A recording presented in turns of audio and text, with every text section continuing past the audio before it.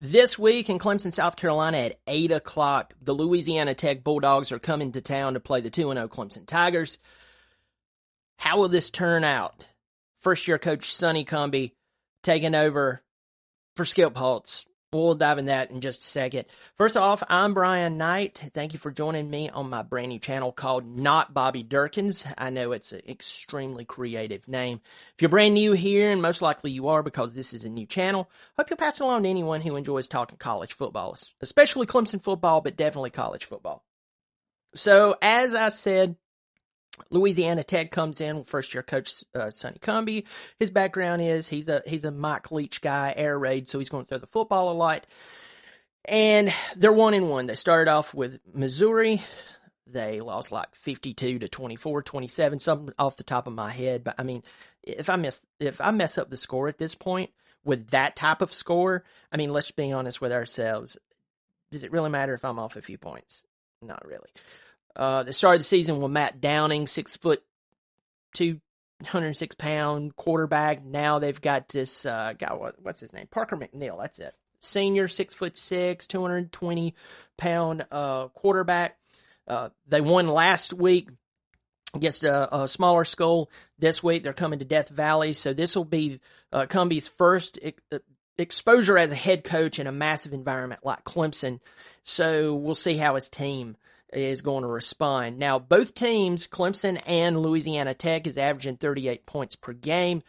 The problem is on the defensive side of the ball. So Clemson's only, I think their average is like giving up 11 points per game, something like that. On the other side, it's somewhere around 40. So you've got to fix that. Dive just kind of at a surface level into the Louisiana Tech team. They do have an experienced offensive line, but they're undersized. I think you have like one 300-pounder on the line, so that'll be interesting. Most of them are juniors or seniors, so you do have experience there.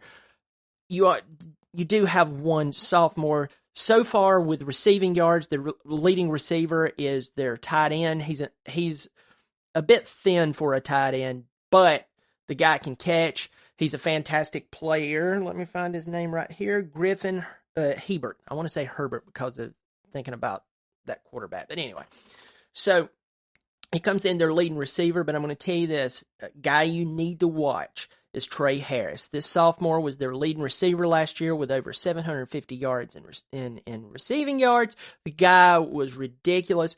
I watched him against Missouri, and although they got blown out in that game, he has that look, that pro look. It's like when I watched Isaiah Likely at Coastal Carolina.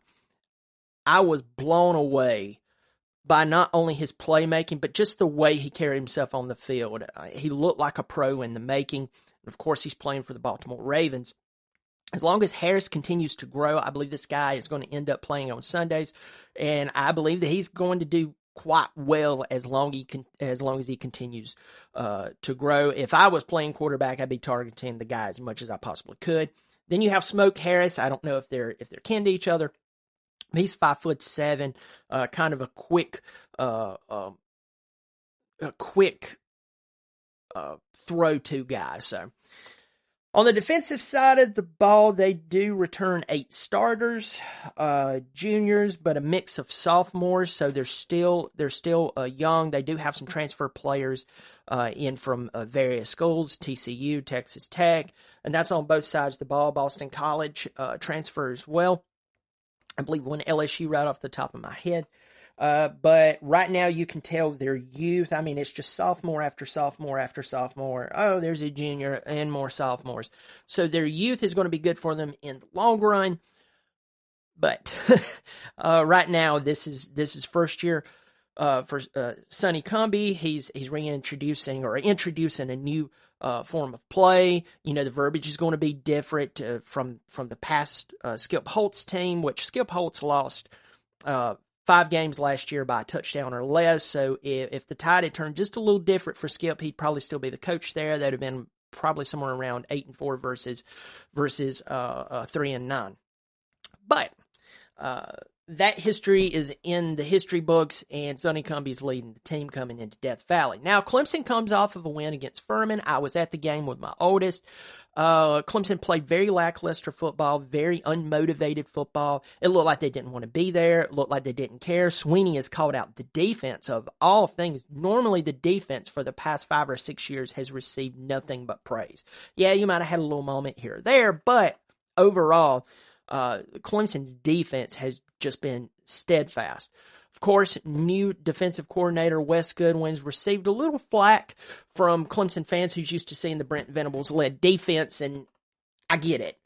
And I think the guy, Wes Goodwin's a smart guy. He knows he's going to take flack because anytime you have to be the man to replace the man, it's extremely tough. In fact, a lot of people shy away from it. So kudos to him for having the courage, the belief, or absolutely being stupid enough to take the place of Brent Venables.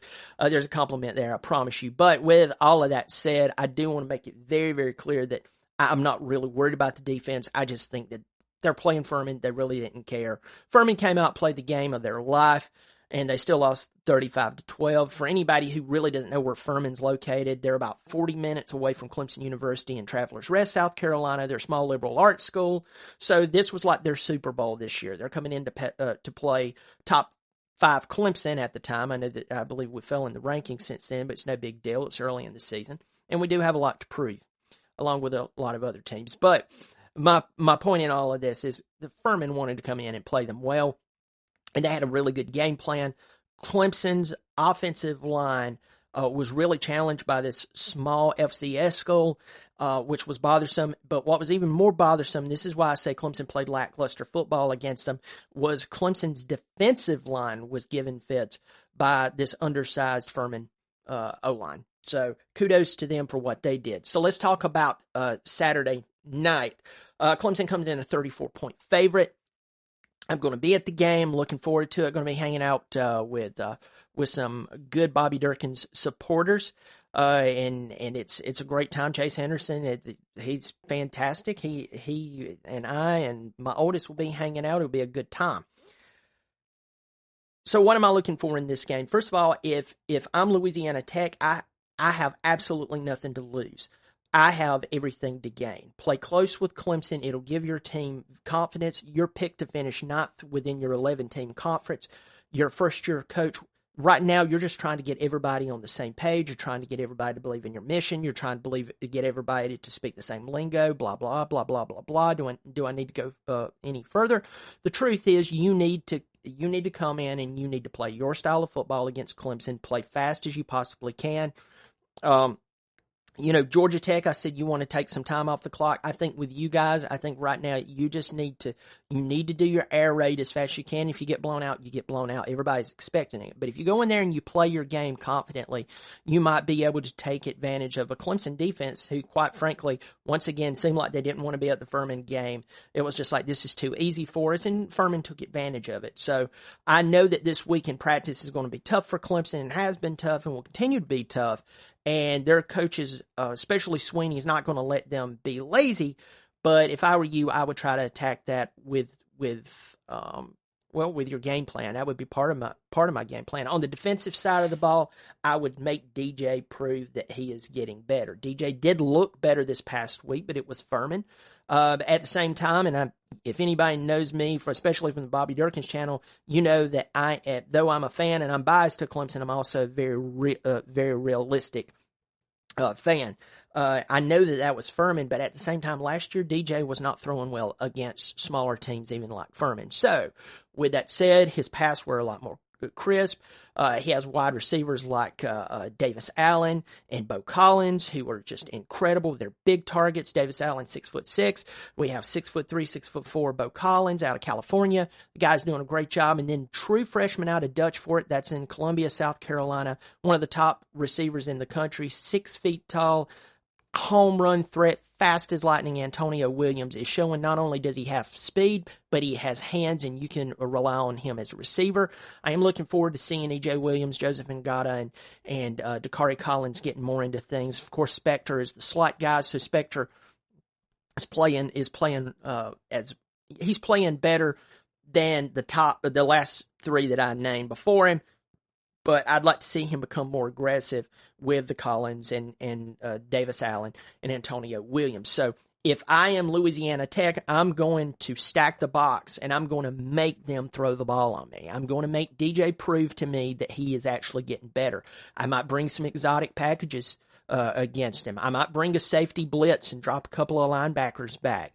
So he thinks, this is where the pressure's coming. Oh no, they come in to crash him, nail him, and try to take advantage of our poor offensive line play. If I'm Clemson, on the other hand, I am going to make them pay for their air raid offense. This is an offense that if it's clicking, great. If it's not, you quickly get off the field and 3 and out before you know it. Your defense is tired, you have injuries, and you're probably down about 28-0 really, really quick. So if I'm Clemson's defense, I'm lock and loaded. I know that the passers are going to be quick. I know that they're going to throw the ball 50 times in this ball game, so I am ready for that. Continue to pressure the 6'6" quarterback. This is his second start, and what a second start it would be in Clemson in front of 85,000 fans. The new Jumbotron, which, by the way, is beautiful. It was amazing.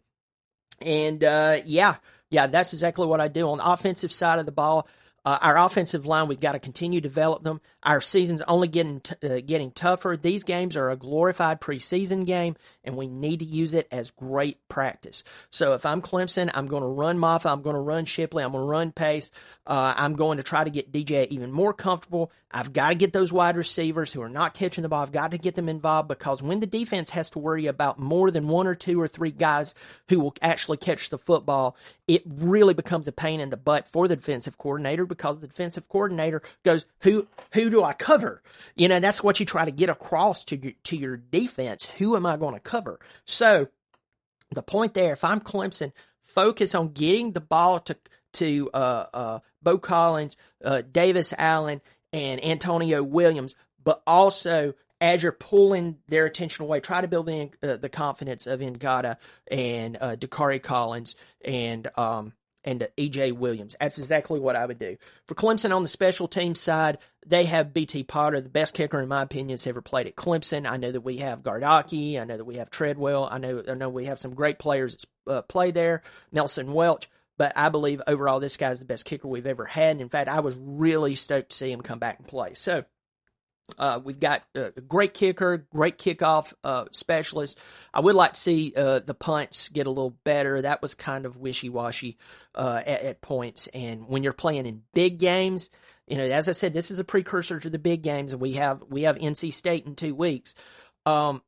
You've got to work those kinks out, because if you get into a big game and your punting is putting you in a poor field position, I'm sorry, it's not going to end well for you. There's a great chance you're going to lose just because of the field position game. So I think Clemson definitely comes back out, and I'm interested to see what the defense looks like. Brian Bresee may not play. I know that he has a lot of things going on with one of his family members' health.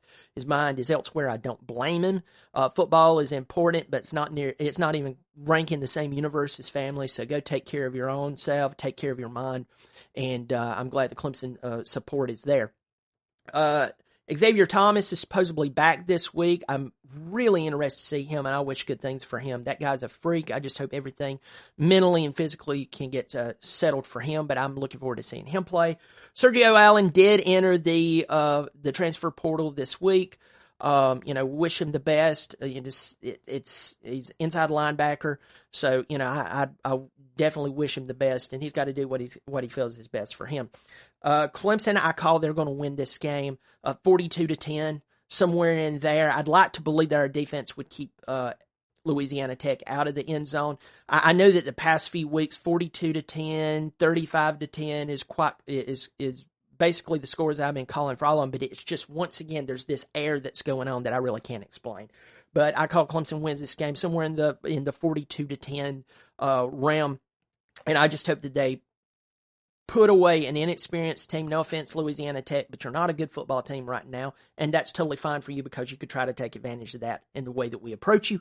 So if you're smart, you'll try to take advantage of that, but most likely Clemson's power, expertise, coaching, talent, everything is just going to overwhelm you. So if I'm Clemson, beat a bad team bad, put them away early, get players off the field who doesn't have to play, and make sure that they're healthy going into the Wake Forest game, which will be an away game in Winston-Salem, but we know Clemson will probably turn that place orange as they normally do. It's a small field. You're going to come out of the screaming, loud 85,000 of Death Valley and go up there to where there's 20,000 seats, 30,000 seats, if that. It's interesting. All right, Clemson wins the ball game, I believe, as I said, around 42-10. And we'll see how that goes. I'm Brian Knight. Thank you for joining me on Not Bobby Durkins. Once again, subscribe, pass along to anyone. And also there's a link below to where if you want to support the channel, you can click there and go to a special page. It's the Bobby Durkins page, but you'll be able to support the channel, and I definitely appreciate it. Well, we'll see how the game goes. Hopefully the Tigers, and I believe they will, definitely win. And see you next time for the reaction to their performance. I'm Brian Knight. Go Tigers.